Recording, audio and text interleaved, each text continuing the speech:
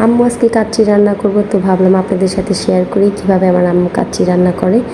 তো এটা হচ্ছে এই ব্র্যান্ডের কাচ্চির 3 কেজি নিয়ে আসছে। তো এটা মেক করব। তো এই যে আম্মু নর্মাল গোস্তটা নর্মাল যেভাবে গোস্ত রান্না করে সেভাবেই রান্না করছে, শুধু রাঁধুনি কাচ্চি মশলাটা দিয়ে দিছে। আর এই আলুগুলো হলো নর্মালি হলুদ লবণ দিয়ে ভাইজে নিছে। তো চালগুলো ঢালতেছিলাম, ঢালার পর পরিমাপ করতেছিলাম আর আম্মু কতগুলো নিব। তারপর চালগুলো ভালোভাবে ধুয়ে সিদ্ধ দেওয়া হবে। তারপর এটা চুলা বসিয়ে কিছুক্ষণ সিদ্ধ দিয়ে চেক করতেছিল সিদ্ধ হয়েছে নাকি, প্রপার হয়েছে নাকি। তারপর হওয়ার পর সেগুলো পানি ছেঁকে তারপর পেঁয়াজ, তেল, আদা রসুন সব একদম দিয়ে, আর কিছুই না, জাস্ট এইগুলোই দিয়ে তারপর এই যে লবণ দেওয়া হলো। তারপর যে মাংসটা রান্না করছে সেখান থেকে একটু তেল দেওয়া হলো এখানে। তো তারপর এটা মেন কাজ, কাচ্চির লেয়ার করা।